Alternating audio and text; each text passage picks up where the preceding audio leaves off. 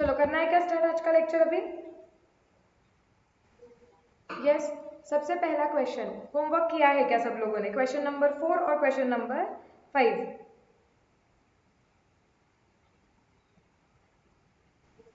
Yes, okay. चलो directly answer बताती हूँ। अगर आपका आंसर मैच नहीं हो रहा है या कोई पॉइंट है तो मुझे बताओ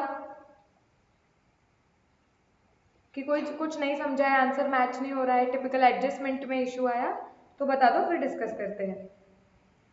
ओके, आ जाओ। क्वेश्चन नंबर 4 एग्जैक्टली सिमिलर था क्या क्वेश्चन नंबर 3 से? एकदम ही सेम था। यस, इसमें तुम्हारा बैलेंस आना चाहिए 93,514। चेक करो आ रहा है क्या? यस। उसके बाद तुम्हारा प्रॉफिट एंड लॉस को जो इंटरेस्ट ट्रांसफर होना चाहिए दैट इज 9233। और बीच में जो तुमने एक बार इन्वेस्टमेंट सेल की है उसमें तुम्हारा लॉस आ रहा है 64 का। तुमने दो सेल किए हैं राइट? जो पहला वाला सेल किया है उसमें तुम्हारा 133 का प्रॉफिट आना चाहिए, और जो दूसरा वाला सेल किया है उसमें 64 का लॉस आना चाहिए। मैच हो रहे हैं सबके फिगर्स? एक कोई भी doubt? Okay, let's go ahead. जो क्वेश्चन नंबर 5 था, क्वेश्चन नंबर 5 में तुम्हारा क्लोजिंग बैलेंस आना चाहिए 30,000 के शेयर्स थे, 30,000 नंबर है शेयर्स का, एंड 4,02,000 ये उसकी क्लोजिंग वैल्यू आ रही है। बैलेंस इन इन्वेस्टमेंट अकाउंट। यस। उसके बाद जब तुमने शेयर्स सेल किए थे तुम्हारा 32,000 का प्रॉफिट रिफ्लेक्ट होना चाहिए, and that's it I guess. ये इतने इंपॉर्टेंट फिगर्स हैं। हाँ, और एक इम्पॉर्टेंट फिगर जो आपका कुछ आना चाहिए दैट इज तुमने डिविडेंड रिसीव किया है कुछ 60,000 का, जो अगर तुमने डिविडेंड कॉलम बनाया है तो उसमें रिफ्लेक्ट होना चाहिए, नहीं बनाया तो वर्किंग नोट में रिफ्लेक्ट होना चाहिए कि वो P&L में ट्रांसफर करना है।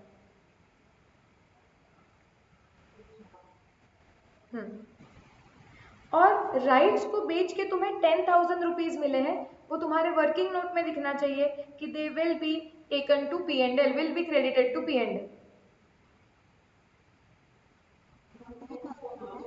हाँ, sale of rights amounting to 10,000 वो तुम्हारे वर्किंग नोट में दिखना चाहिए। क्वेश्चन में कहाँ बोला है कॉस्ट रिकवरी है? रुको देखने दो, चेक करते हैं।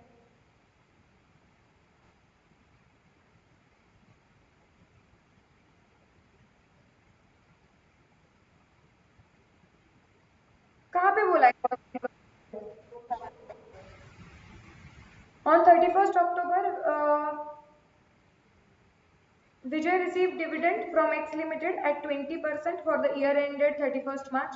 Dividend for the shares acquired by him on 22nd June is to be adjusted against cost of purchase। वो तो डिविडेंड की बात कर रहे हैं ना, हम यहाँ पे बात कर रहे हैं कि जो राइट्स को बेच के पैसे मिले हुए हैं वो P&L को क्रेडिट होने चाहिए। यहाँ पे कहा कम राइट बेसिस पे शेयर खरीदा है कि राइट को बेच के जो पैसे आएंगे वो कॉस्ट को एडजस्ट करोगे। क्लियर है क्या? कुछ डाउट है और क्वेश्चन में कोई फिगर मैच नहीं हो रही है तो बताओ मुझे।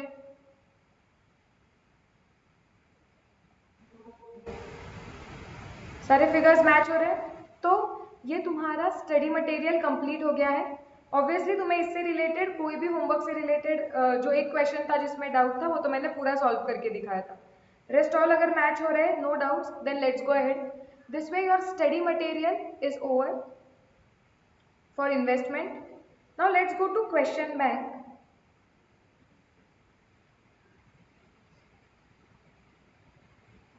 हाँ, अब क्वेश्चन बैंक के ये जो क्वेश्चंस है सो ये क्वेश्चन बैंक मैंने अभी तक तुम्हें प्रोवाइड नहीं किया है। आज रात को तुम्हें टेलीग्राम ग्रुप पे जो लोग यूट्यूब पे लेक्चर्स देख रहे हैं उनके नीचे डिस्क्रिप्शन में आपको क्वेश्चन बैंक इन्वेस्टमेंट की मिल जाएगी। अब इसके कुछ इंपॉर्टेंट पार्ट्स, ये पूरे क्वेश्चन बैंक को 3 पार्ट्स में डिवाइड किया गया है। क्लास वर्क, वो क्वेश्चंस जो हम क्लास में करने वाले हैं। होमवर्क, जो क्वेश्चंस तुम्हारे होमवर्क है जो हम क्लास में डिस्कस करेंगे कि भाई ये आंसर मैच हो रहा है क्या, नहीं हो रहा है तो बताओ, हम वो सॉल्व करेंगे। And third section will be revision. Okay, आपको क्वेश्चन बैंक के साथ होमवर्क और रिविजन ये दोनों क्वेश्चंस के आंसर्स प्रोवाइड करूंगी मैं, ताकि रिवीजन किसके लिए है कि जब भी बाद में आप टेस्ट के लिए या एग्जाम्स के लिए प्रिपेयर करो तो कुछ नए क्वेश्चंस आप प्रैक्टिस कर सकते हो जिनका आंसर आपको प्रोवाइड किया जाएगा वो क्वेश्चन बैंक के साथ। So don't worry about that. Now one important part is, आज तुम्हें वो क्वेश्चन बैंक मिलने के बाद जितने भी होमवर्क सेक्शंस के नीचे क्वेश्चंस है जो हमने किए नहीं है अब तक, ओके, वो सारे क्वेश्चंस तुम्हारे होमवर्क है, तुम्हें सॉल्व करना स्टार्ट करना है। एंड एग्जैक्टली 3 दिन है, Monday, Tuesday and Wednesday. Thursday को हम इन्वेस्टमेंट के होमवर्क के क्वेश्चंस डिस्कस करेंगे। इज दैट एब्सोल्युटली क्लियर कि क्या करना है? Yes, so again I am repeating, homework questions के जितने भी क्वेश्चंस हैं वो तुम्हें सॉल्व करना चालू करना है। थर्सडे को हम लेक्चर में उसके सारे आंसर्स डिस्कस करेंगे और अभी आपके पास उसके आंसर्स प्रोवाइडेड नहीं होंगे। रिविजन क्वेश्चंस और होमवर्क क्वेश्चंस के जो आंसर्स होंगे वो मैं थोड़े दिन बाद प्रोवाइड करूंगी सो दैट आप कॉपी ना कर पाओ। सो थर्सडे को होमवर्क क्वेश्चंस का डिस्कशन होगा, 3 डेज है आपके पास। ओके, अभी क्लास वर्क के जो क्वेश्चंस हमें कंप्लीट करने हैं क्वेश्चन बैंक में से, उसमें से एक 1 था वो हो चुका है, हमें और करना है 2 and 3। ओके, आपके नोटबुक में 2 और 3 और ये नंबर्स मत लिखो, आप ना कुछ तो कंपनी का नाम वगैरह लिखो अभी फिलहाल, क्योंकि जो क्वेश्चन बैंक प्रोवाइड होगी वो थोड़ी मैं शफल कर रही हूँ, इसके वजह से क्वेश्चन नंबर और ये मैच नहीं होगा, नॉट नेसेसरीली ये क्वेश्चन नंबर 2 होगा। सो बस नाम लिख देना कि कौन से कंपनी का है। अब क्वेश्चन नंबर 2 जो है वो स्लाइटली इसमें एक ही एडजस्टमेंट ऐसी है जो थोड़ी अलग है, जो स्टडी मटेरियल में कवर नहीं हुई है, लेकिन ऐसे क्वेश्चन पास्ट एग्जाम्स में पूछे गए हैं, इसके लिए हम यहाँ पे कवर कर रहे हैं। आ जाओ, ये क्वेश्चन पहले ऊपर ऊपर से पढ़ते हैं, फिर फॉर्मेट ड्रॉ करेंगे एंड सॉल्व करेंगे। A Limited follows calendar year for accounting purposes. कौन सा ईयर बोला है? Calendar year, Jan to December. The company purchased 500 numbers of 13.5% convertible debentures of face value 100 each of P Limited on 1st May 2014. Okay, कितने में खरीदा? 105 कम interest basis, कुछ भी नहीं आया नहीं है इधर तक तो। Interest on these instruments is payable 31st March and 30th September. ये फिगर हमें ये डेट्स लगते हैं हमें। Okay, nothing new. On 1st August, the company again purchased some 2,500 of debentures at rupees 102.50 come interest. Okay. On October 1st, company sold 2,000 debentures at rupees 103 each. इधर तक कुछ नया लग रहा है क्या? नॉर्मल लग रहा है क्वेश्चन? Yes, okay. अब वो क्या बोल रहे हैं? On 31st December, company received 10,000 equity shares of ₹10 each in P Limited on conversion of 20% of its holding. ये कुछ नया है और ये क्या है समझ के लो।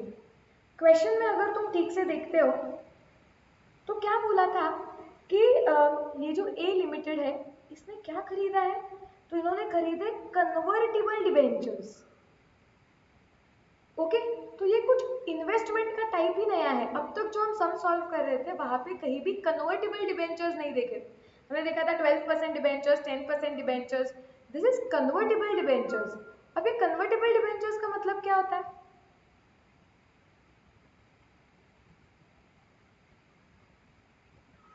बताओ, कभी सुना है? 11th-12th की वगैरह जब पढ़ाई कर रहे थे या इवन फाउंडेशन की कई थ्योरी में टाइप्स ऑफ डिबेंचर्स में पढ़ा है क्या? याद आ रहा है क्या कुछ?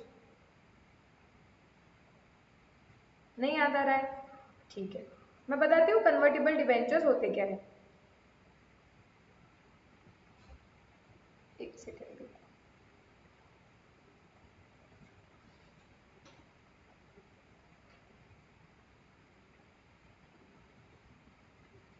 राइट, सो सी, जब हम debentures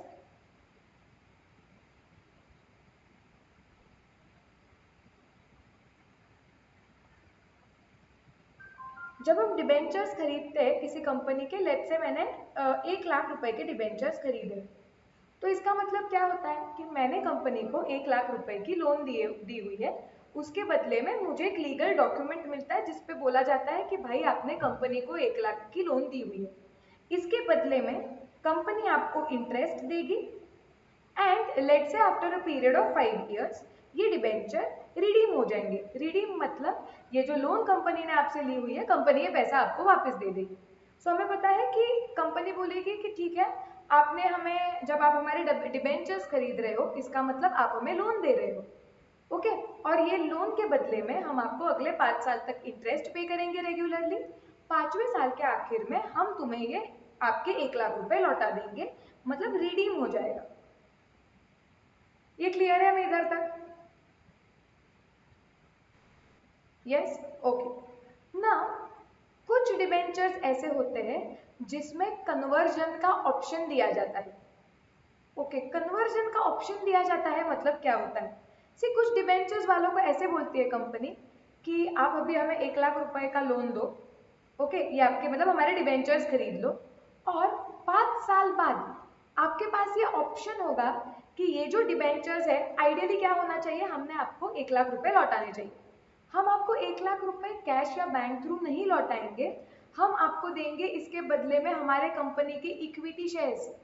it means your debentures will get converted into shares, मतलब आपकी लोन कन्वर्ट हो जाएगी, आपको हम पैसे नहीं लौटाएंगे, हम आपको ये लोन के बदले में ये लोन को कन्वर्ट करके हमारे कंपनी के शेयर्स देंगे।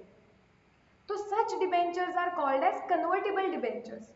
इसका मतलब कि जब उनकी रिडेम्पशन डेट आएगी 5 साल बाद, 10 साल बाद, जो भी लिखा होगा, ओके, जब लोन दे रहे थे डिबेंचर्स के टर्म्स एंड कंडीशंस में डिबेंचर का कुछ पीरियड होता है, 5 years, 10 years, 3 years, तो जब जब भी वो डिबेंचर का रिडेम्पशन आएगा, कन्वर्टेबल डिबेंचर्स वालों के पास ऑप्शन होता है। क्या ऑप्शन होता है कि डिबेंचर्स को आप कन्वर्ट कर सकते हो, मतलब आप बिल्कुल बोल सकते हो कि हाँ ठीक है, मैंने आपको 1 लाख रुपए का लोन दिया था, अब 5 साल खत्म हो गए, आपको मेरे पैसे लौटाने हैं, तो नहीं, मुझे कैश बैंक नहीं चाहिए, मेरे कन्वर्टेबल डिबेंचर्स थे, मेरे पास ऑप्शन था कि आप मुझे ना क्या करो, ये डिबेंचर्स के बदले में आपके कंपनी के शेयर्स दे दो।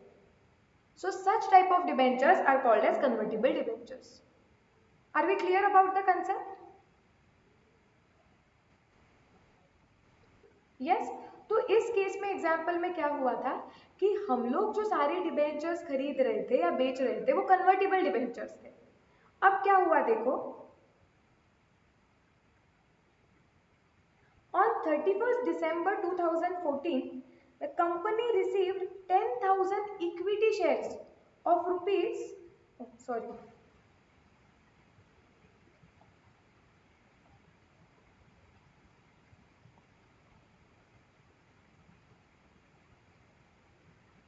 company received 10,000 equity shares of rupees 10 each in P Limited on conversion of 20% of its holding। मतलब 31st दिसंबर को आपके पास ये जितने भी डिबेंचर्स थे उनका 20% आपने क्या कर दिया, कन्वर्ट कर दिया। आपने बोला कि इसके बदले में हमें कैश नहीं चाहिए, आप एक काम करो, इसके बदले में हमें शेयर्स दे दो। तो आपने डिबेंचर्स आपके चले गए और उसके बदले में आपको इक्विटी शेयर्स मिले। कितने इक्विटी शेयर्स मिले? 10,000 इक्विटी शेयर्स जिनकी फेस वैल्यू ₹10 है। ओके, ये एक नया एडजस्टमेंट है, ये कभी देखा ही नहीं था, तो इसका अकाउंटिंग कैसे करना है वो भी देखना पड़ेगा। हम जैसे क्वेश्चन सॉल्व करेंगे तब मैं बताऊंगी, लेकिन क्या हुआ है वो क्लियर है क्या? यस, अब देखो क्या बोल रहे हैं, the market value of the debentures, अब जो भी डिबेंचर्स आपके पास बचे हुए हैं एंड ये जो इक्विटी शेयर्स आपके पास आए हुए हैं at the close of the year were rupees 106 and 9 respectively। तो साल जब खत्म हो गया तो जो डिबेंचर्स आपके पास बचे थे उनकी मार्केट वैल्यू 106 है, जो इक्विटी शेयर्स आपको मिले हैं कन्वर्जन पे, उनकी मार्केट वैल्यू 9 रुपए है। ठीक है, हमें बोला है prepare debenture investment account and equity share investment account in the books of A private limited for the year 2014 on average cost basis. दो अकाउंट्स बनाने हैं, एक डिबेंचर का और एक इक्विटी शेयर का। अब इम्पॉर्टेंट बात, जब डिबेंचर का बनाओगे तो यस वही वाला फॉर्मेट यूज करेंगे, date, particulars, number, cost and interest.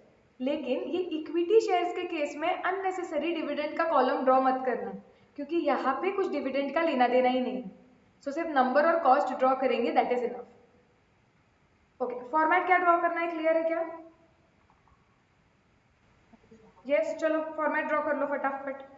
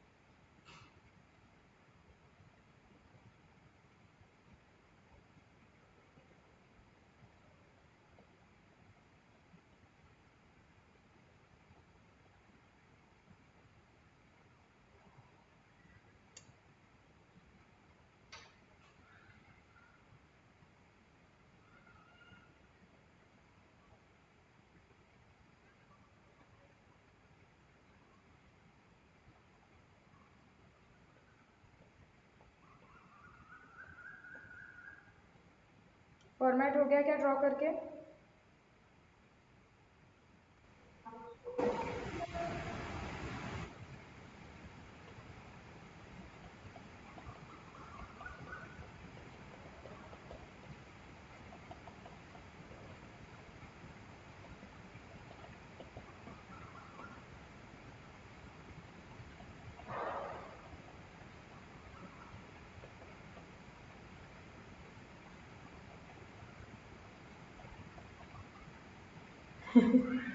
वही वही बोल रही है मैम, गुड गोइंग, आज लाइंस थोड़े तो स्ट्रेट आए आपके। है ना, मुझे भी लग रहा था कि लर्निंग कर्व हो रहा है मुझ में अभी।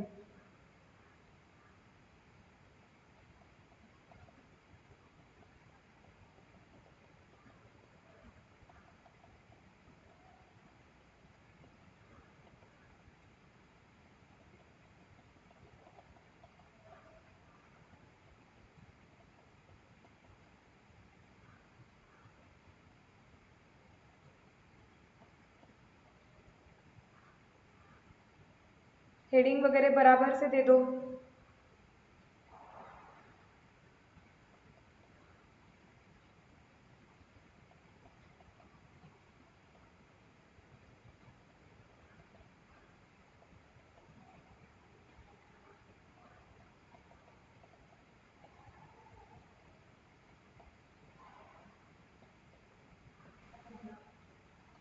हो गया सबका फॉर्मेट?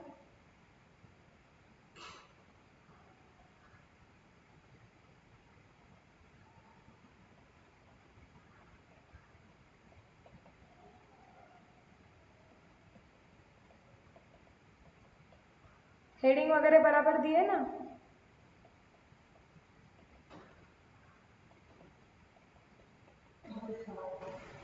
क्योंकि एग्जाम में हमें ये सब ड्रॉ करना है।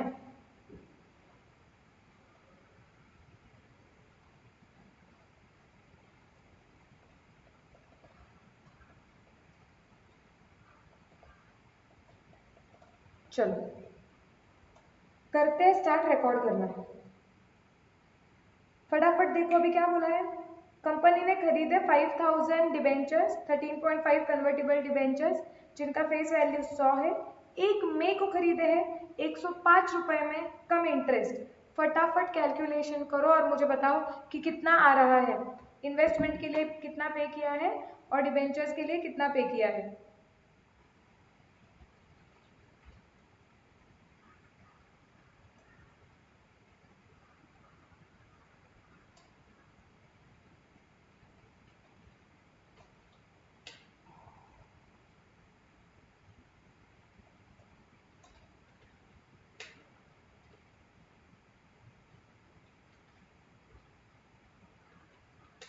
बताओ।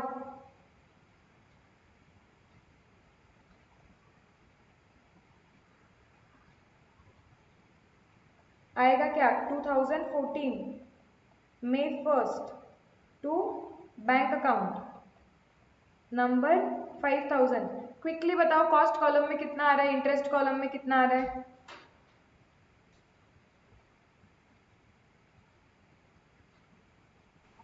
हाँ इंटरेस्ट में 5625, कॉस्ट में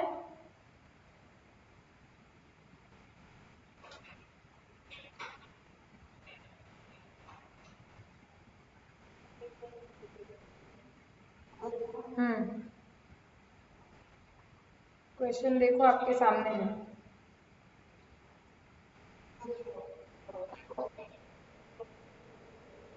494 क्या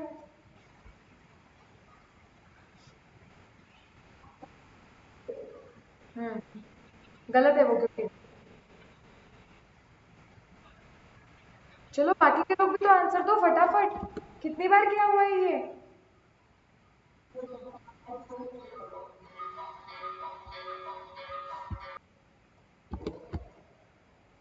तुम्हारा आना चाहिए 519375।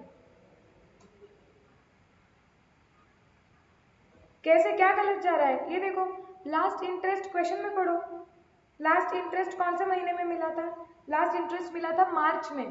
तो इसका मतलब अप्रैल महीने का 1 महीने का इंटरेस्ट पे करना पड़ेगा। लो कैलकुलेटर पे क्विकली जिनका नहीं आ रहा है।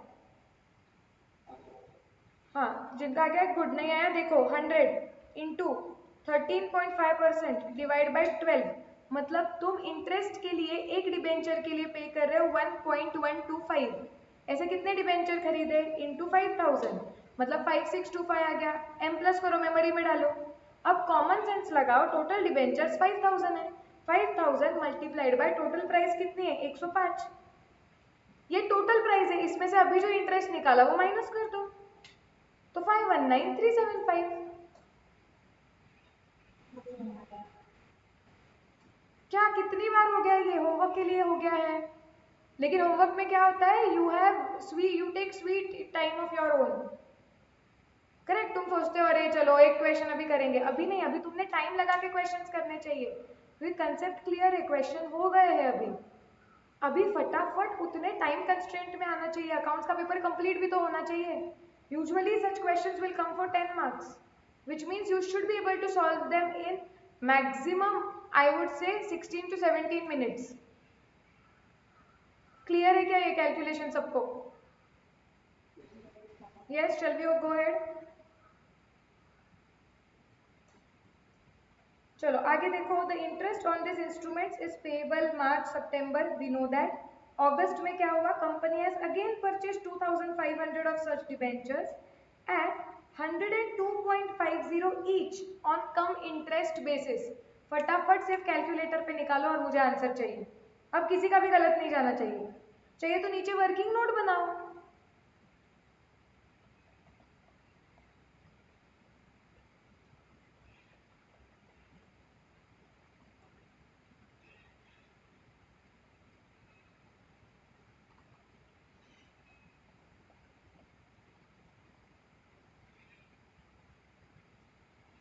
क्वेश्चन सामने ही रखा है मैंने, देखो।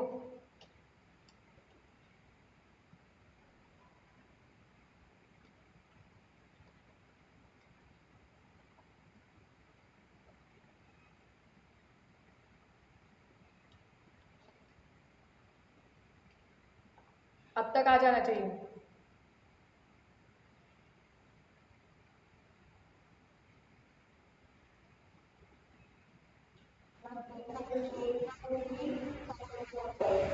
एट फोर थ्री कुछ तो, रुको मुझे चेक करने दो। कैसे निकालोगे? क्विकली ऑन कैलकुलेटर, जिनका नहीं है पहले एक डिबेंचर का लो ना। 100 इंटू 13.5% डिवाइड बाई 12, कितने महीने का इंटरेस्ट पे करेंगे? मार्च के बाद अप्रैल मई जून जुलाई 4, 4.5 आ रहा है क्या? 4.5 हम इंटरेस्ट के लिए पे करेंगे पर डिबेंचर। ऐसे कितने डिबेंचर खरीद रहे? 2500, सो इंटू 2500, सो तुम्हारा 11,250 आना चाहिए। सो यहाँ पे तुम्हारा आएगा 11,250। मेमोरी प्लस में डाल दो, एम प्लस करो। और अभी टोटल अमाउंट कितनी पे कर रहे हो? 2,500 मल्टीप्लाइड बाय टोटल अमाउंट पे कर रहे हो 102.5 माइनस इंटरेस्ट के लिए जो पे कर रहे हो माइनस कर दो। So 2,45,000 is what you are paying for your debentures. क्यों गलत जा रहे हैं आंसर्स?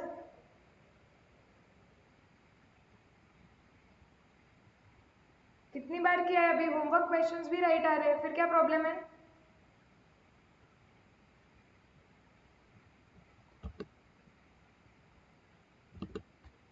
चलो लेट्स गो अहेड। आगे क्या बोला है? ऑन 1 अक्टूबर 2014, लेकिन ये क्लिक होना चाहिए कि बीच में क्या आएगा बताओ? सितंबर। और जब सितंबर आएगा तब क्या मिलेगा? इंटरेस्ट। तो वो बताया नहीं है, लेकिन ये पता होना चाहिए, यहाँ पे मिस्टेक्स नहीं होनी चाहिए। 100 बार बोल रही हूँ मैं। तो अभी हमें इंटरेस्ट की एंट्री मारनी पड़ेगी। Bank account debit to interest लिख देते हैं। चलो कि 2014 सितंबर 30 हमें इंटरेस्ट मिलेगा बाय बैंक अकाउंट करके। कितना इंटरेस्ट मिलेगा करो कैलकुलेट।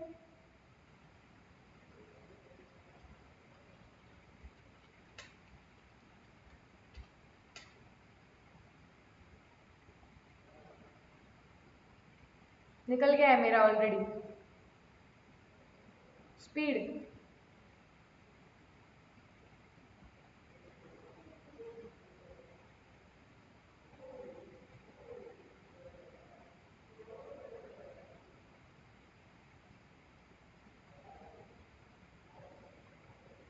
बताओ बताओ जल्दी।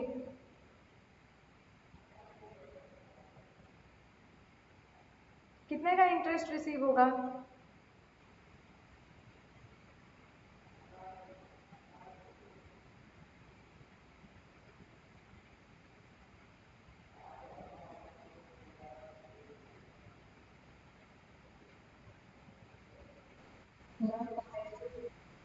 यस, 50,625।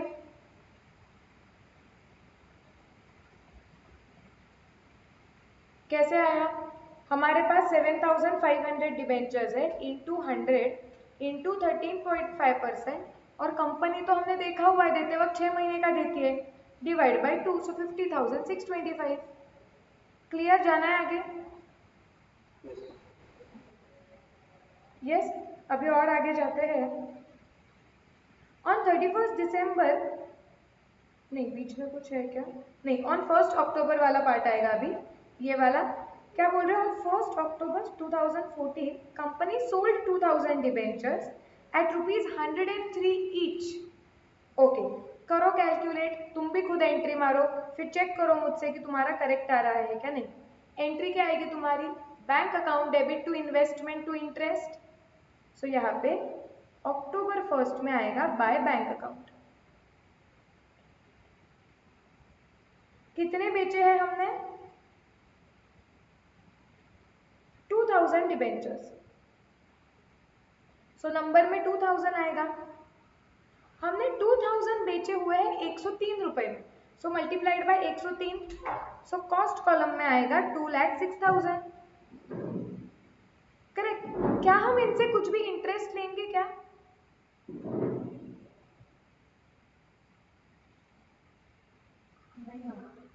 नहीं लेंगे क्योंकि सितंबर में ही इंटरेस्ट मिला हुआ है, मतलब यहाँ पे इंटरेस्ट कुछ आने ही नहीं वाला है। क्लियर है क्या हम इसके बारे में? यस, लेकिन एक चीज क्लिक होनी चाहिए, सेल हुआ है, प्रॉफिट लॉस कैलकुलेट करना पड़ेगा, वर्किंग नोट बनानी पड़ेगी। Working note calculation of profit oblique loss on sale. Selling price कितनी थी हमने निकाली है 2,06,000। कॉस्ट कौन से मेथड पे निकालना है, क्वेश्चन में क्या बताया हुआ है? एवरेज कॉस्ट निकाल देते हैं। एवरेज कॉस्ट कितना आ रहा है, तुम भी निकालो और मुझे बताओ कितना आ रहा है एवरेज कॉस्ट।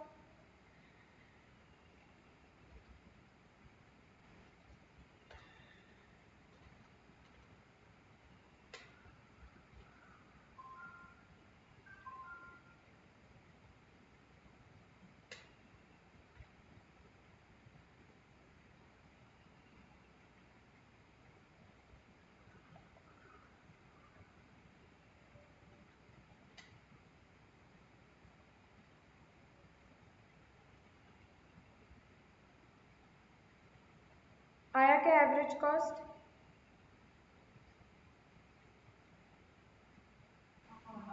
कितना आ रहा है बताओ?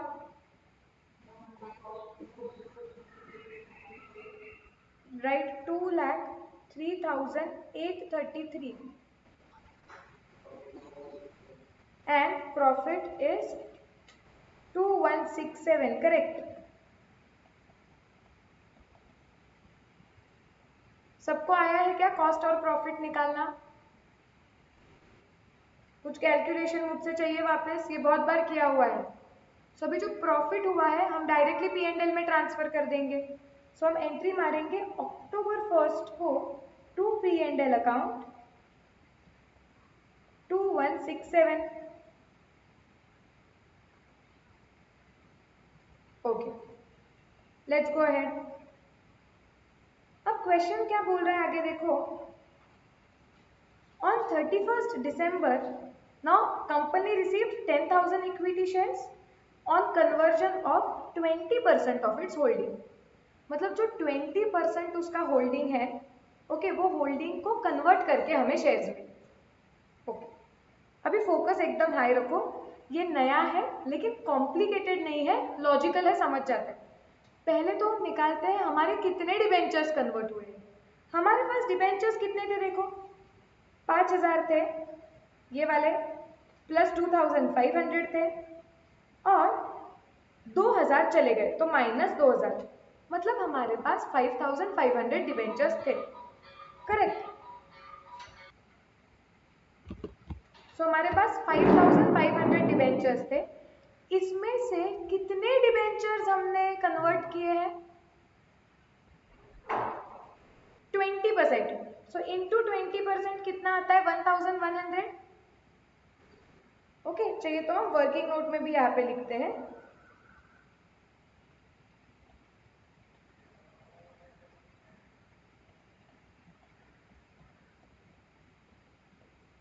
डिबेंचर्स कन्वर्टेड कितने आ रहे हैं?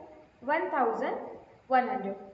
अब क्या हो रहा है, दिसंबर महीने में हम 1,100 डिबेंचर्स देंगे, उसके बदले में हमें इक्विटी शेयर्स मिलेंगे। ठीक है, ये सिंपल लगता है, लेकिन सबसे पहले ये देखो हमें लास्ट इंटरेस्ट कब मिला था? सितंबर महीने में, करेक्ट? यस, अभी जब दिसंबर महीने में हम ये डिबेंचर्स देके शेयर्स लेंगे तो हम क्या बोलेंगे, देखो कंपनी, यस वी अग्री, हमें शेयर्स चाहिए आपके, तो आप हमारे डिबेंचर्स ले लो और हमें शेयर्स दे दो।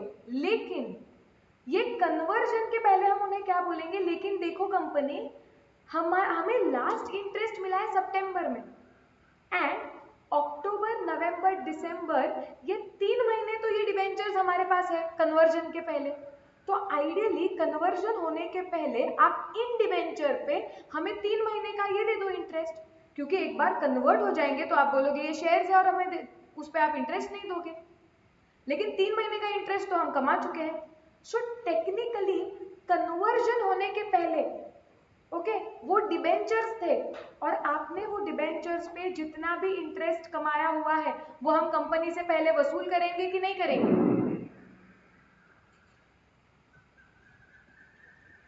बताओ। अक्रूड इंटरेस्ट नहीं, अब तो रिसीव ही कर लेंगे।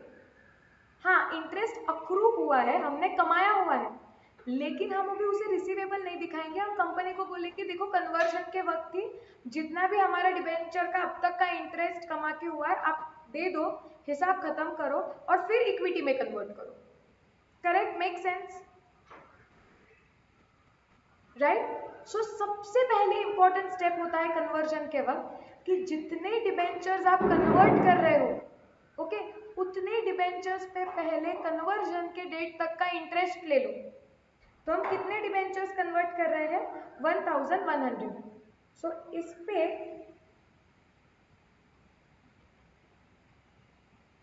इंटरेस्ट रिसीव्ड ऑन 31st दिसंबर कितना होगा? 1100 into 100 into 13.5% into 3 divided by 12। हम कंपनी को बोलेंगे ये डिबेंचर्स का 3 महीने का इंटरेस्ट दो, फिर आप हमें कन्वर्ट करो, क्योंकि वो डिबेंचर्स 3 महीने के लिए थे। कितना आता है?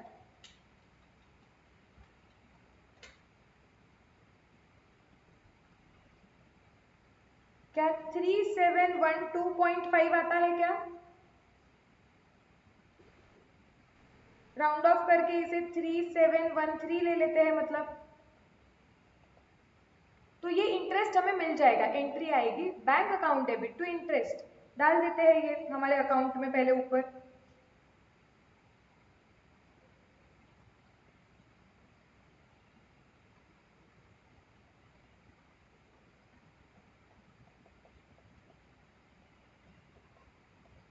दिसंबर 31st को होगा ये, इंटरेस्ट के कॉलम में होगा क्योंकि इंटरेस्ट है ये। 3173 वही फिगर थी ना नीचे। करेक्ट।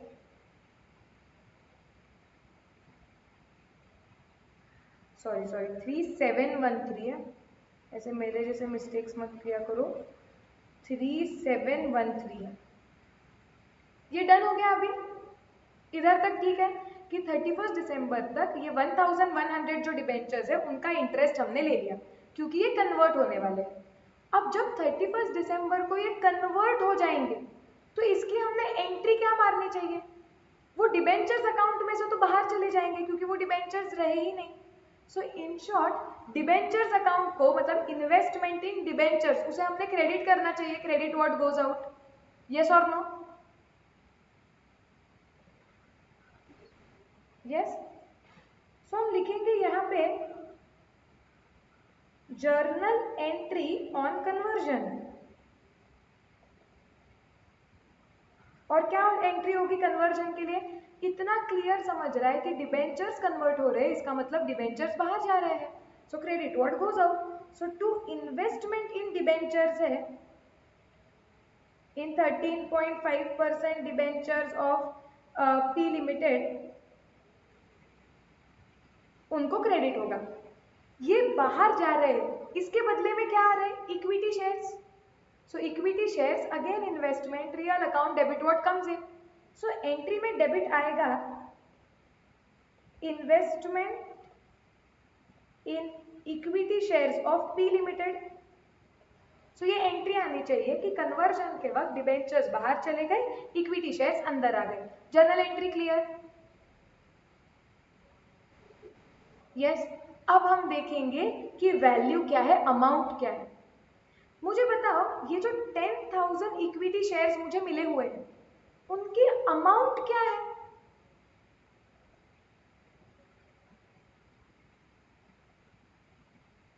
कितने मतलब क्या वैल्यू क्या है वो इक्विटी शेयर्स की? ये जो इक्विटी शेयर्स हमें मिले हुए हैं, see equity shares are investment, investment should be initially recognised at cost. तो हमारे लिए वो इक्विटी शेयर्स का कॉस्ट क्या है?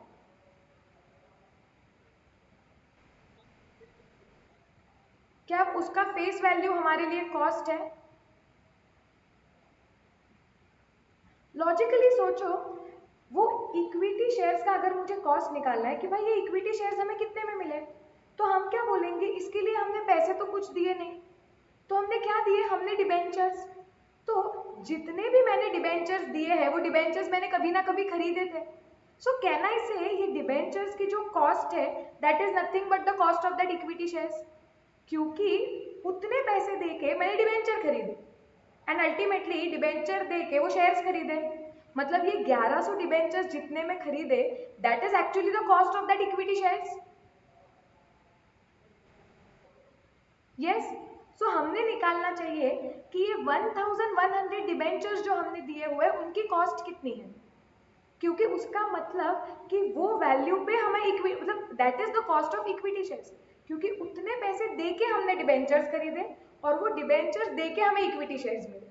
सो हम बोलेंगे कि ये 1100 डिबेंचर्स का जो कॉस्ट है that is the cost of those equity shares.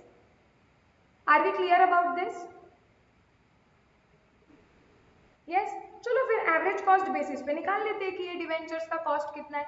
Low calculator पे, 519375 प्लस कॉस्ट ले रही हूँ मैं 2,45,000, मतलब इतने पैसे दे के मैंने सारे डिवेंचर्स खरीदे हुए थे, दैट इज 7,64,375 डिवाइडेड बाय कितने डिवेंचर्स खरीदे थे 7,500 multiplied by 1,100. Okay, so can I say that 1,12,108 is the cost of my 1,100 debentures? Yes, तो हम क्या बोलेंगे कि ये कॉस्ट वाले डिबेंचर्स बाहर चले गए 1,21,108 और उसके बदले में जो इक्विटी शेयर्स मिले हमको वो इतने में पड़े, which is again 1,12,108। Round of कर दिया है मैंने क्योंकि बाद में 0.33 है। सो कन्वर्जन के वक्त करना क्या होता है, सबसे पहला कन्वर्जन आया तो दिमाग में बेल बजना चाहिए, कन्वर्ट होने के पहले वो डिबेंचर्स का इंटरेस्ट ले लो कंपनी से, और कन्वर्ट करते वक्त क्या करेंगे, कन्वर्ट करते वक्त हमारे पास इक्विटी शेयर्स आ रहे हैं, investment is initially recorded at cost, मतलब वो इक्विटी शेयर्स की कॉस्ट कितनी है। सो वो जितने डिबेंचर्स हम दे रहे हैं उनकी जो कॉस्ट है that is nothing but the cost of equity shares. तो जो डिबेंचर्स हम दे रहे हैं उनकी कॉस्ट निकालो तो ओके, उसका मतलब होगा कि उतने कॉस्ट के डिबेंचर्स बाहर चले गए और उसके बदले में हमें इक्विटी शेयर्स आए जिनकी कॉस्ट है 1,21,108।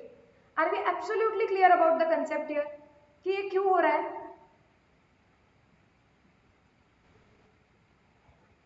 यस, और ये देखो कन्वर्जन पे कुछ प्रॉफिट लॉस नहीं हो रहा है, क्यों?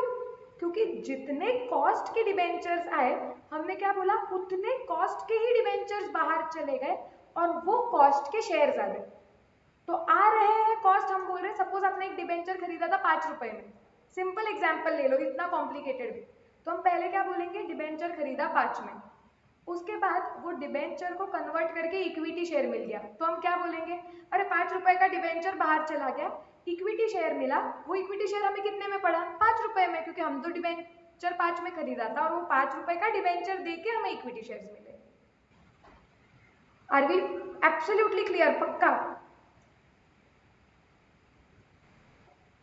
चलो फिर इसका पोस्टिंग कर लेते हैं, जो हमने इक्विटी शेयर्स का अकाउंट ओपन किया था वहां पे लिख देते हैं 2014 December 31st to investment in 13.5% debentures account, 10,000 equity shares हमें मिल रहे हैं जिनका कॉस्ट है 1,12,108 और यहां से डिबेंचर्स बाहर जा रहे हैं by investment in equity shares of P limited. कितने डिबेंचर्स बाहर जा रहे हैं, 1,100 जिनका कॉस्ट था 1,12,108 और जो इसके ऊपर का इंटरेस्ट था वो तो ले लिया है। सो वेरी सिंपल, ये क्लियर है क्या?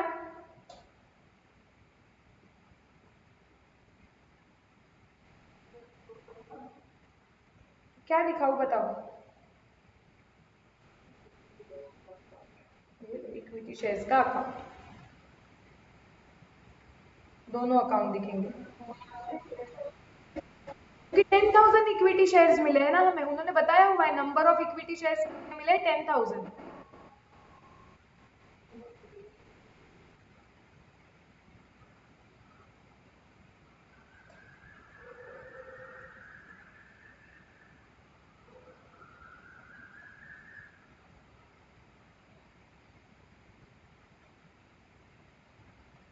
डन।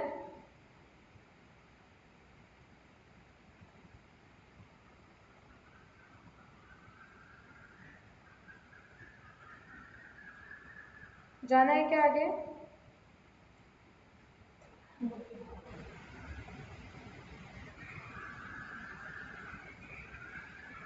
चलो, अभी ये तो हो गया। अब वो क्या बोल रहे हैं, ठीक है साल खत्म हो गया है, जो डिबेंचर्स है आपके पास उसकी मार्केट वैल्यू 106 है और जो इक्विटी शेयर्स है वो 9 है। वो लास्ट में हमें वर्किंग नोट बना के चेक करना पड़ेगा कॉस्ट और fair value which ever is lower पे। चलो देख लेते हैं।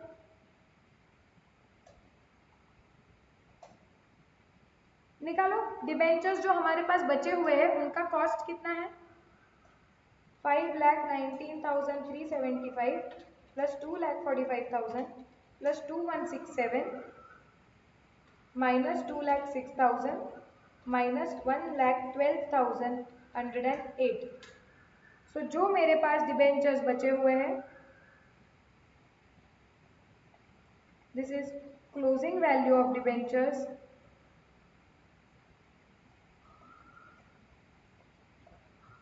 जो मेरे पास डिबेंचर्स बचे हुए हैं उनका कॉस्ट है 4,48,434। यस।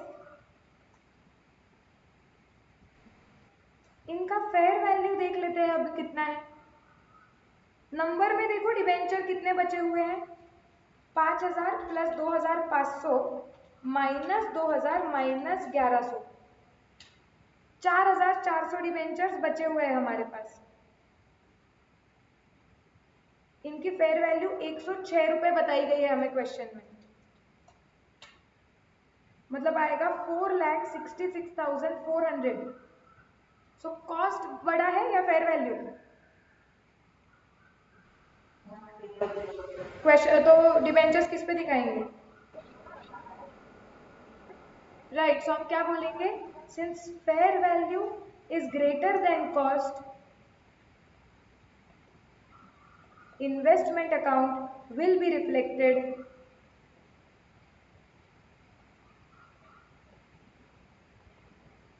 at cost। तो कर दो बैलेंसिंग। अब बैलेंसिंग करते वक्त क्या करना चाहिए मुझे बताओ, डायरेक्टली बैलेंस निकालू क्या या कुछ और सोचना चाहिए?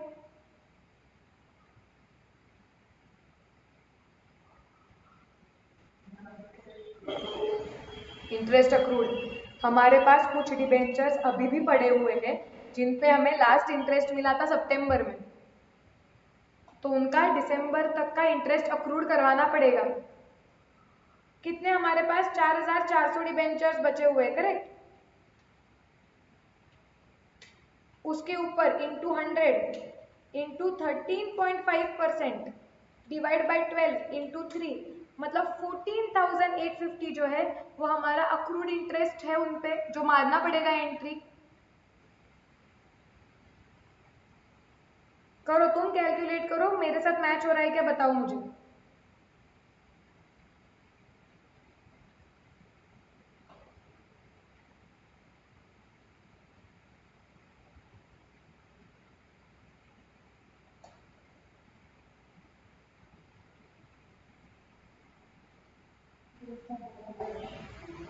यस, तो यहाँ पे आएगा बाय अक्रूड इंटरेस्ट,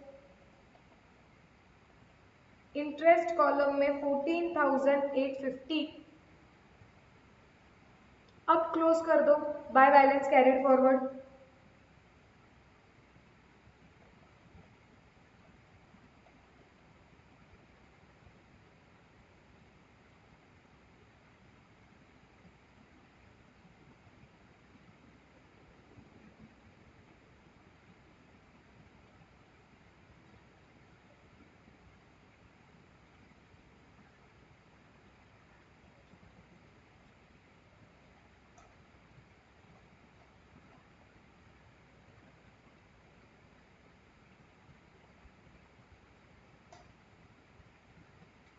कॉस्ट हमने ऑलरेडी निकाला हुआ था, बैलेंस वापस से मत निकालो, हमें पता है कितना है, 4,48,434 है, क्योंकि हमने अभी नीचे कॉस्ट निकाला हुआ था।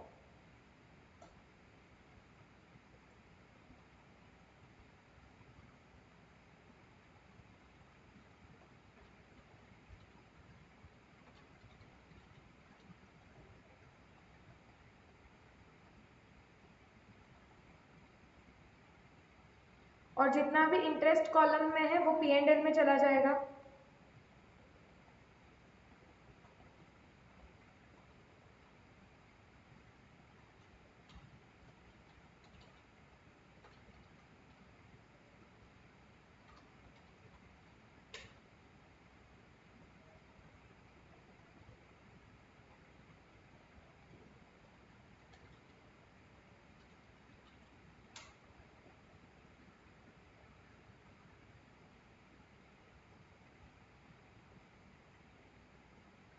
$52,313 ये तुम्हारा P&L में जाएगा।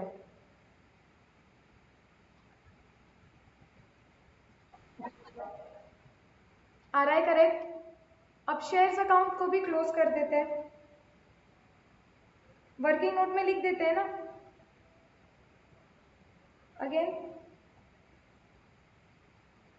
Closing value of shares, shares का कॉस्ट कितना है, 1,12,108 करेक्ट। उनका फेयर वैल्यू लिख लेते हैं। हमारे पास 10,000 शेयर्स आए हुए हैं, हमें बताया उनका फेयर वैल्यू 9 है। ये देखो यहाँ पे क्वेश्चन में दिया हुआ था, तो मतलब इसका वैल्यू कितना आएगा, 90,000। अब बताओ कॉस्ट कम है या फेयर वैल्यू, शेयर्स कितने पे दिखने चाहिए,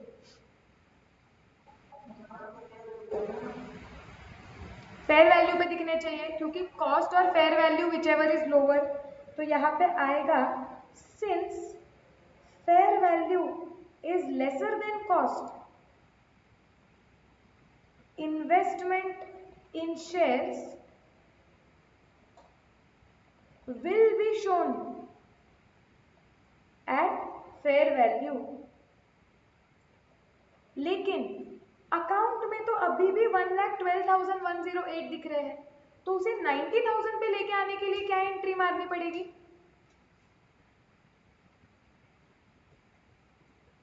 इन्हें जब आप शेयर्स की वैल्यू जब कम करोगे तो ये आपका लॉस होगा।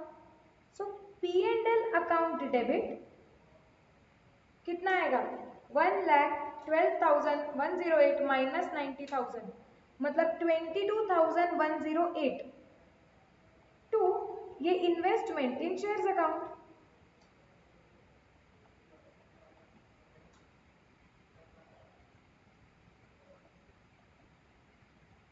क्योंकि ये शेयर्स की इन्वेस्टमेंट कम करनी है, so it's like credit word goes out, उसकी वैल्यू कम कर देनी है। लेकिन ये वैल्यू कम हो गई तो क्या हुआ, कुछ नहीं, बदले में कुछ नहीं आया, ये नुकसान है अपना, इसके लिए P&L में चला गया। सो यहाँ पे मुझे लिखना पड़ेगा December 31st अगेन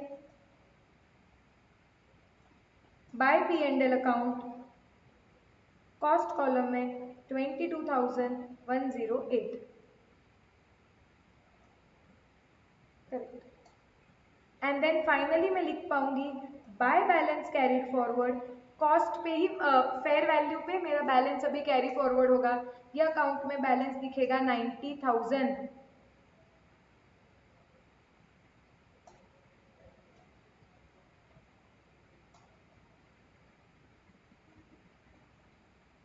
क्लियर है क्या, समझ रहा है ये?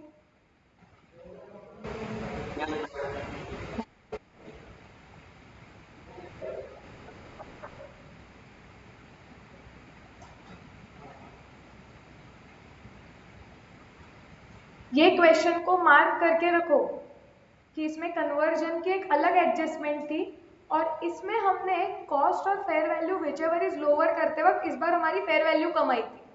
तो अगर फेयर वैल्यू कम आई तो इन्वेस्टमेंट अकाउंट को फेयर वैल्यू पे कैसे लाना है, एक्चुअली एंट्री क्या होती है, ये भी इस क्वेश्चन में देखा है। तो तो ये नोटबुक में मार्क करके रखो, रिवीजन क्वेश्चन है, ये करना चाहिए तुमने रिवाइज। और नोट भी लिख के रखो इस क्वेश्चन के वक्त। फर्स्ट लिखो मेरे साथ, जो हम रेड पेन में वैसे भी एक्सीडेंट स्पॉट्स या ऐसी चीजें लिख के रख रहे हैं, तो ये इंपॉर्टेंट नोट लिख के रखो यहाँ पे। Before conversion of debentures make sure that you pass the entry for interest received till the date of conversion.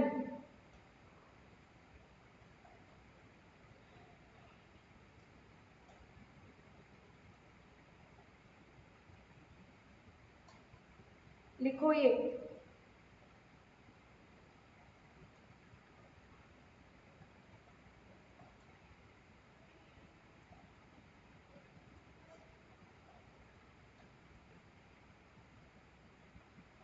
Likewise ये जो 1,12,108 निकाला था हमने, वहां पे भी एरो करके स्टार करके लिख दो कि नए इक्विटी शेयर्स जो मिले हैं उनका cost is cost of debentures given up.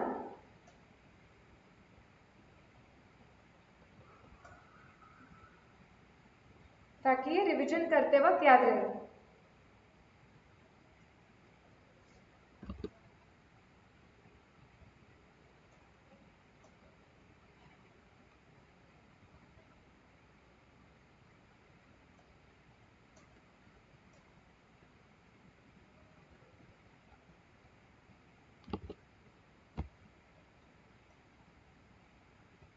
हो गया क्लियर? और एक क्वेश्चन प्रैक्टिस करेंगे कन्वर्जन पे।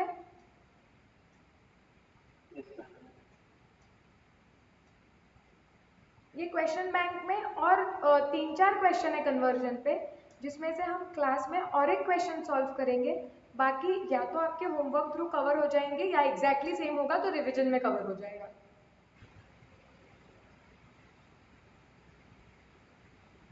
चलो क्वेश्चन नंबर 3 ही कंप्लीट कर लेते हैं। फटाफट पहले क्वेश्चन ऊपर ऊपर से पढ़ेंगे। ऑन फर्स्ट में Sumedha purchased 5,000 convertible debentures in X limited, face value 100, 105x interest. Interest on debenture कब मिलता है? मार्च एंड सितंबर में। Accounting year is calendar year. ठीक है। The following other transactions were entered.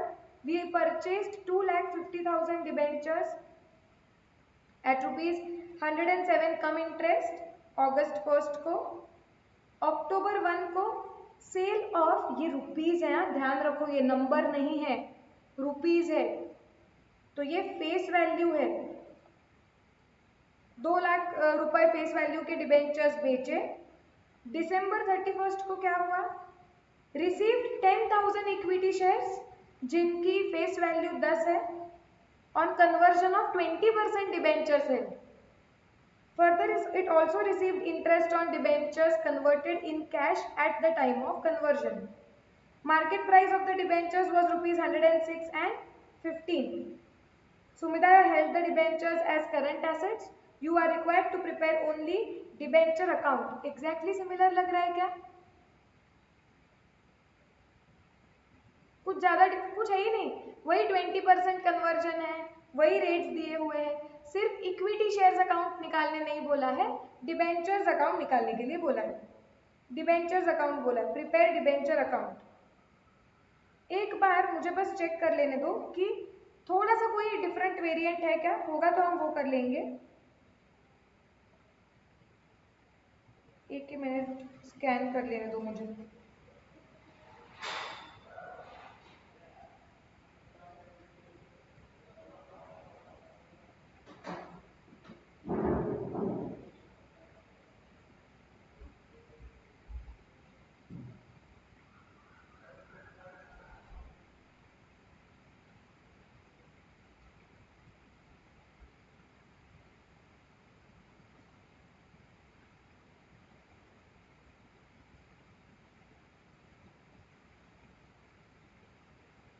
ये 16th भी वैसा है लेकिन सेम सिमिलर है।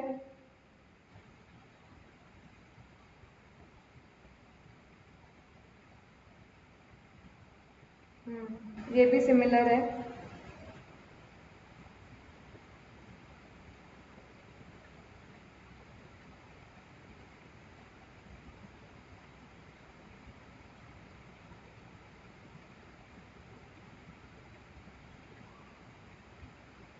काफी सिमिलर है। ठीक है, सारे क्वेश्चंस का मतलब नीचे के भी जो क्वेश्चंस है वो सिमिलर ही है, तो हम ये कर सकते हैं प्रैक्टिस के लिए। चलो, सो क्या करना है, सिर्फ हमें डिबेंचर अकाउंट ड्रॉ करने के लिए बोला है, तो क्विकली फॉर्मेट ड्रॉ करो, फिर ये क्वेश्चन सॉल्व करते हैं।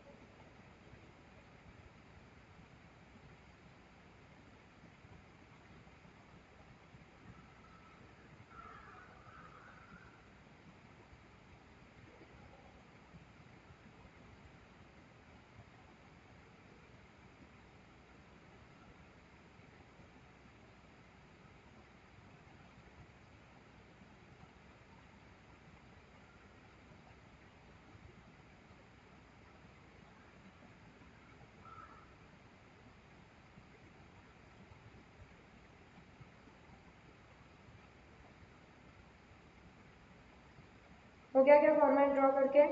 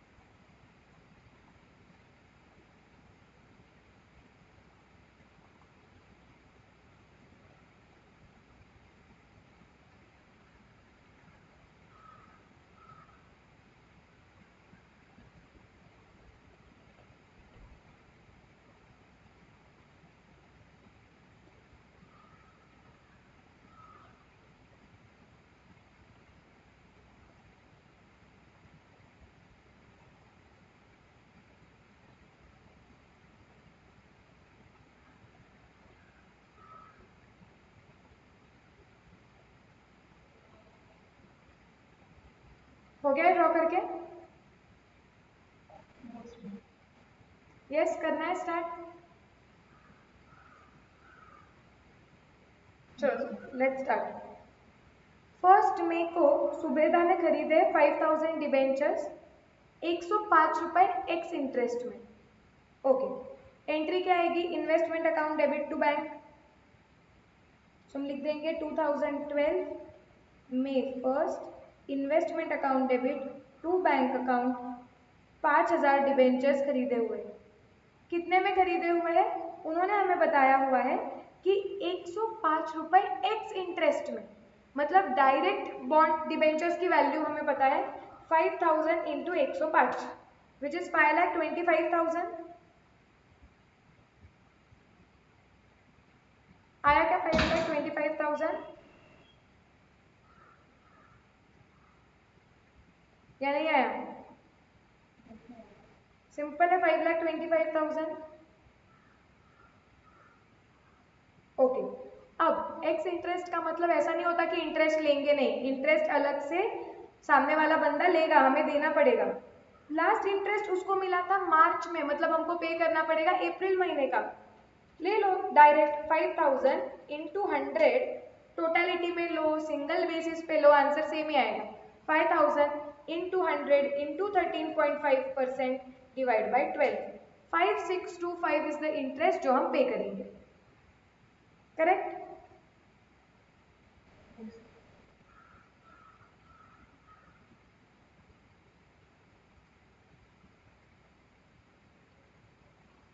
इसके बाद क्या हुआ देखो, अभी अगस्त 1 को ट्रांजैक्शन हुआ है, ठीक है, मतलब बीच में इंटरेस्ट नहीं आता है अगस्त 1 को। हमने कुछ डिबेंचर्स खरीदे हुए हैं जिनकी फेस वैल्यू 2,50,000, उसका मतलब डिबेंचर्स की क्वांटिटी कितनी होगी 2,500। 2,500 डिबेंचर्स खरीदे हुए हैं 107 रुपए कम इंटरेस्ट में, तो मतलब स्प्लिट करना पड़ेगा।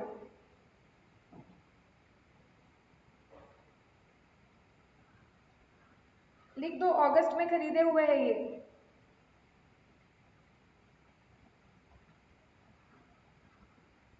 टू बैंक अकाउंट कितने खरीदे हुए हैं 2,500।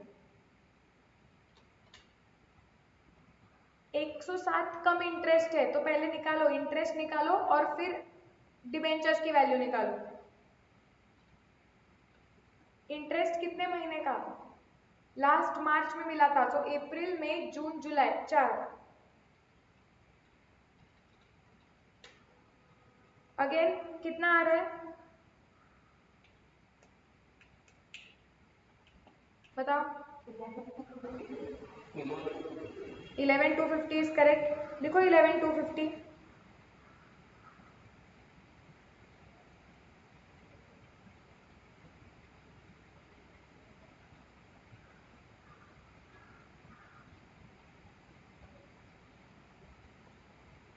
और फिर कॉस्ट कितना आता है देखो, 2,500 इंटू 107 रुपए में खरीदे थे, माइनस ये इंटरेस्ट ले लो साइड पे, सो 2,56,250 ये आ रहा है क्या कॉस्ट।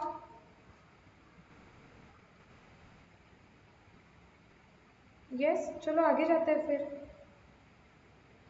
अक्टूबर 1 को सेल हो रहा है, लेकिन अगेन उसके पहले क्या मिलेगा इंटरेस्ट, सो इधर एंट्री आ जाएगी 2012 सितंबर 30 को इंटरेस्ट मिलेगा, interest account sorry bank account debit to interest, so by bank account.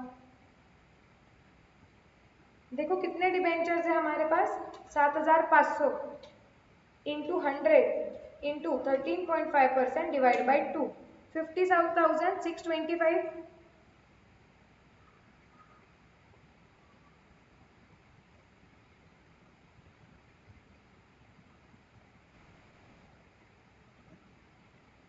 Yes done, okay let's go ahead. अक्टूबर 1 को सेल किया हुआ है,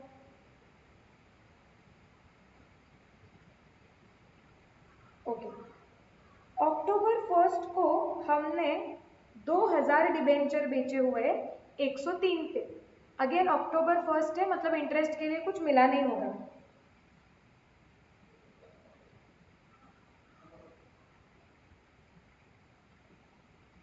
सो यहाँ पे आएगा अक्टूबर 1 बाय बैंक अकाउंट बेचे हैं 2,000 डिबेंचर्स 103 में, सो 2,06,000 आया क्या।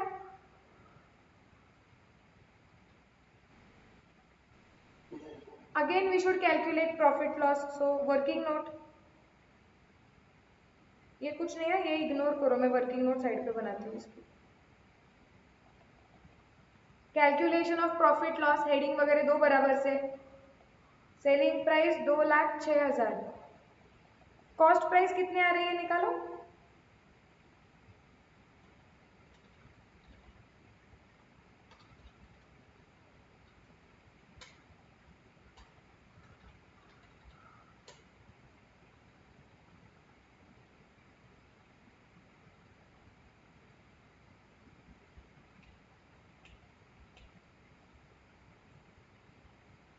कितनी आ रही है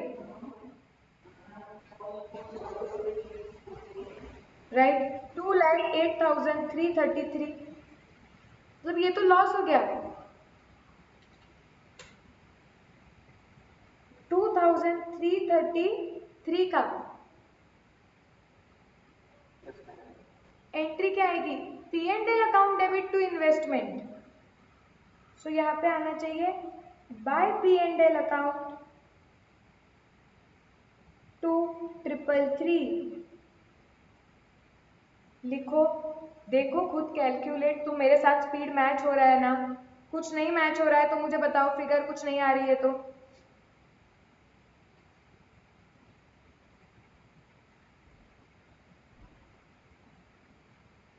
आ रही है फिगर, मैच हो रही है।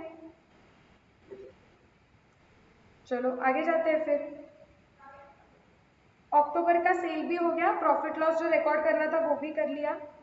अब दिसंबर 31 को कन्वर्जन हो रहा है 20% डिबेंचर्स का। सबसे पहले वैसे भी क्वेश्चन में बताया हुआ है कि कन्वर्जन के वक्त इंटरेस्ट कैश में मिला हुआ है, तो पहले देखते हैं कि कितने डिबेंचर्स कन्वर्ट होंगे। सो वर्किंग नोट में लिखते हैं नंबर ऑफ डिबेंचर्स कन्वर्टेड। हमारे पास टोटल थे 7,500 माइनस 2,000, मतलब 5,500। प्रीवियस फिगर्स जैसे सिमिलर फिगर्स है इसमें, इंटू 20%, मतलब 1,100 डिबेंचर्स ही यहाँ पे कन्वर्ट हो रहे हैं। यस और नो?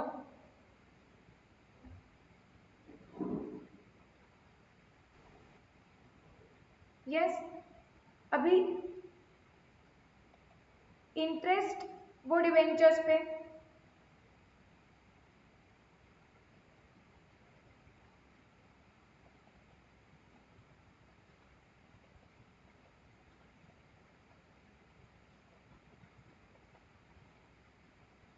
तीन महीने का,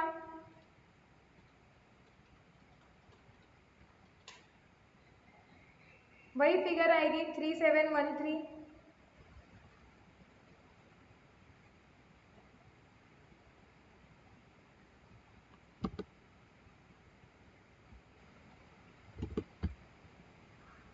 So this is 3713। ये इंटरेस्ट मिलने की एंट्री मार दो। कब हुआ ये? दिसंबर 31 को। Bye bank account 3713। अब कन्वर्जन की एंट्री मारनी पड़ेगी। तो कन्वर्जन की एंट्री क्या होती है? Shares to debentures. इसके लिए लगेगा जो डिबेंचर्स कन्वर्ट हुए हैं उनका कॉस्ट निकालो। Cost of debentures converted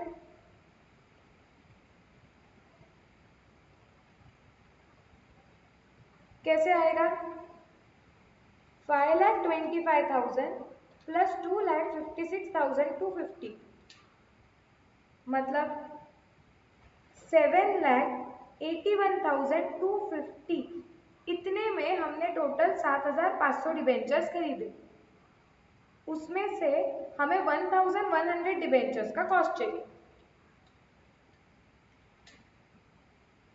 exactly वही फिगर्स आ रहे हैं, 1,14,583। थोड़ा अलग, एकदम सिमिलर है पिछले क्वेश्चन से। ये आया क्या सब लोगों का फिगर?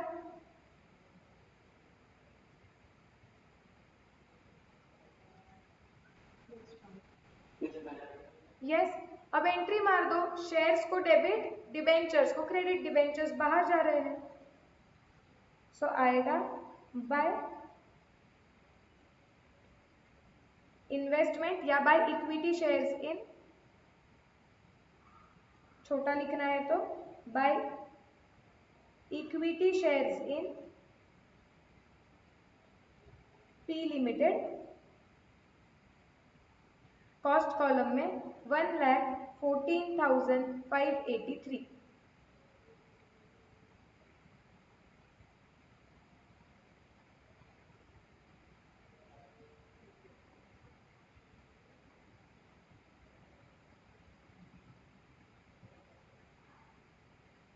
अब क्या बचा? अकाउंट क्लोज करना पड़ेगा। अकाउंट क्लोज करेंगे 31 दिसंबर को, तो वो करते वक्त जितने भी हमारे डिबेंचर्स बचे हुए हैं पहले उन पे अक्रूड इंटरेस्ट ले लेते हैं। सो वी हैड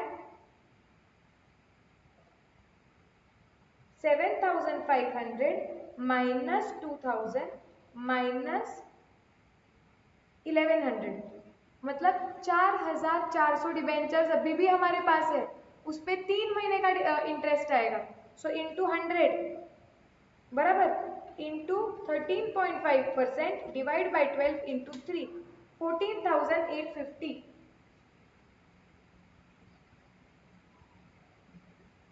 ये आएगा बाय एक्रूड इंटरेस्ट। आ रहा है क्या मेरे साथ? Yes ma'am.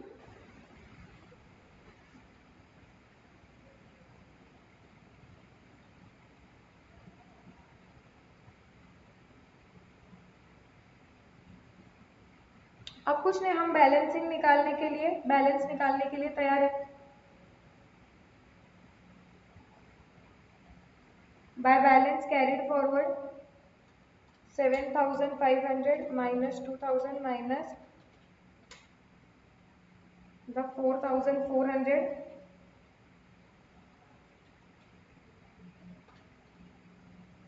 ओके, अब बैलेंस निकालते वक्त उन्होंने क्वेश्चन में आपको डिबेंचर्स की मार्केट प्राइस भी दी हुई है, तो एक बार कॉस्ट और मार्केट प्राइस को कंपेयर करने वाली वर्किंग नोट बनानी पड़ेगी। तो बता,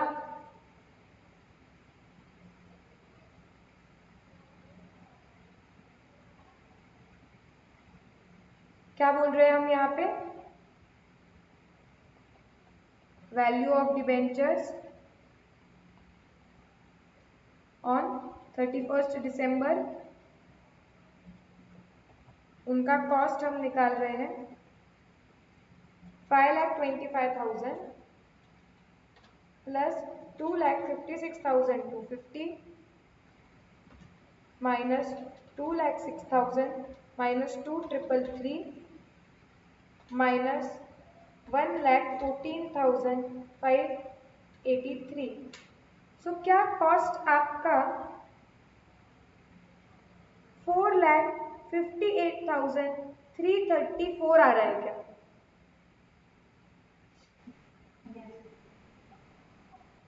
यस। और अब इसकी फेयर वैल्यू निकालेंगे। 4,400 डिबेंचर्स है हमारे पास, और वो डिबेंचर्स की मार्केट वैल्यू वो बोल रहे हैं क्वेश्चन में कि 106 रुपए है। सो इंटू 106, तो 4,400 इंटू 106 मतलब 4,66,400। कौन सा बड़ा है? फेयर वैल्यू तो दिखाना पड़ेगा कॉस्ट पे। So since fair value is greater than cost, investment will be shown eight cost. तो बैलेंस में सीधा सीधा लिख देंगे 4,58,334।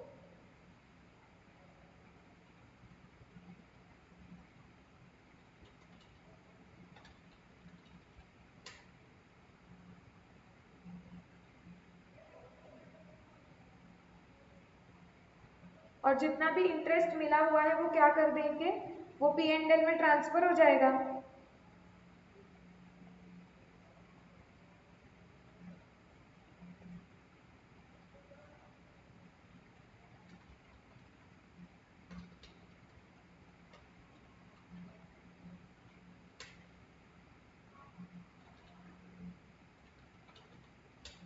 जो 5,2,313 आ रहा है क्या आप लोगों का?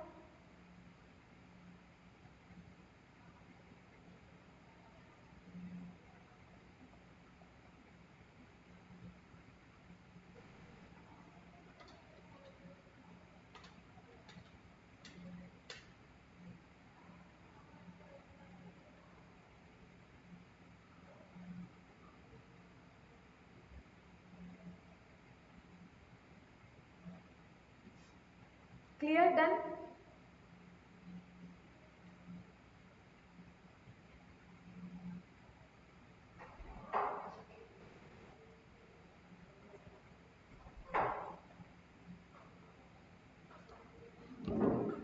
कुछ डाउट है क्या ये क्वेश्चन में? पूछो।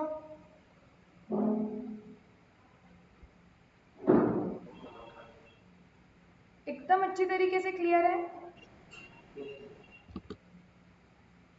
Yes, okay. तो हमने ये चैप्टर से रिलेटेड जो भी क्वेश्चन बैंक है और जो भी स्टडी मटेरियल है हमने वो कंप्लीट कर दिया है। अब one thing which you have to understand is, ये चैप्टर में हमने जो भी अकाउंटिंग सीखा है, हमने ये चैप्टर पढ़ते वक्त we have already covered one accounting standard also which is part of your syllabus, which is accounting standard 13, because it is accounting standard 13 जिसने जहाँ पे गाइडलाइंस दिए हुए हैं कि इन्वेस्टर के बुक्स में इन्वेस्टर का अकाउंटिंग कैसे करना है। ओके अब ये AS 13 में और एक दो छोटे छोटे पैराग्राफ्स है जो इस चैप्टर में हमने कवर नहीं किए, तो अब हम वो दो छोटे पैराग्राफ्स जो है वो हम कवर कर लेंगे। AS 13 के स्टडी मटेरियल पे जो हमारा मॉड्यूल है इंस्टीट्यूट का, सो AS 13 के स्टडी मटेरियल में जो भी क्वेश्चंस है हम वो सॉल्व कर लेंगे। वो दो पैराग्राफ्स पे ही है क्योंकि बाकी सब तो ये चैप्टर में कवर है, और जो क्वेश्चन बैंक के क्वेश्चंस है वो भी AS 13 के कवर कर लेंगे। तो मतलब ये चैप्टर के साथ हमारा सिलेबस का एक अकाउंटिंग स्टैंडर्ड 13 भी कवर हो जाएगा। ओके अब बताओ अभी करना है या संडे मूड है, या कल से स्टार्ट करना है? ये छोटा पार्ट जो भी है कल स्टार्ट करके कल खत्म भी हो जाएगा, बहुत छोटा पार्ट है। तो क्या है, करना है अभी या बाद में? कल करोगे?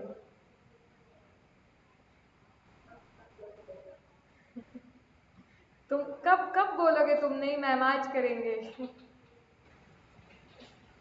सबसे पहला एज एक्सपेक्टेड वैभवी ने लिखा मैम संडे मूड है। तो वैभवी बोल रही मैम कल बोलेंगे हम कि मैम पढ़ेंगे।